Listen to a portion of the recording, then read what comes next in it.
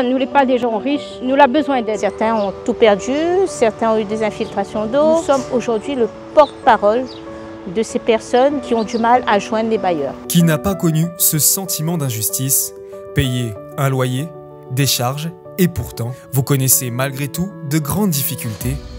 Pour vous, vos élus mènent un grand combat. Bien souvent, vous n'avez pas de réponse. Alors, ils vont les chercher directement chez les bailleurs, Sodiac, SIDR, SHLMR, Cédré, Cémadère. Sur tous les fronts, en exclusivité, découvrez avec nous les coulisses de cette grande bataille. Nous sommes le réceptacle vraiment de la détresse, de la colère, de la tristesse, en pensant que notre voix sera entendue par les bailleurs.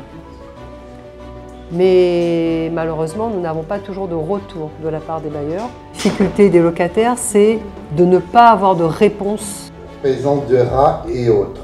Pas de lumière dans les parties communes. Photos s'y joignent. Ils ont visité l'appartement témoin. Oui.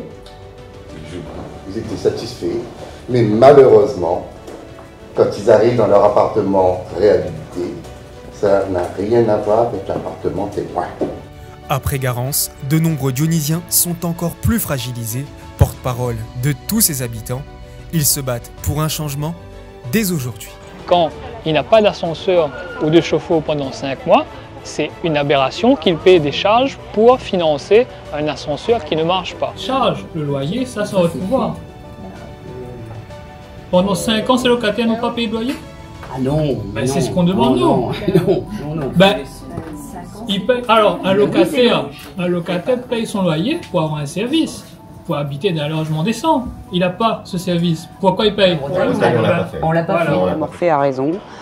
C'est nécessaire qu'on resserre le lien entre nous, qu'on soit beaucoup plus en contact en termes de communication et que les échanges puissent se faire dans les deux sens. Ce que j'entends, c'est qu'il faut qu'on communique beaucoup plus. C'est ça. L'occasion, effectivement, de construire une relation plus étroite avec les élus qui, eux, sont très dans les quartiers, sur le terrain. Un combat et des rencontres qui portent de nombreux fruits.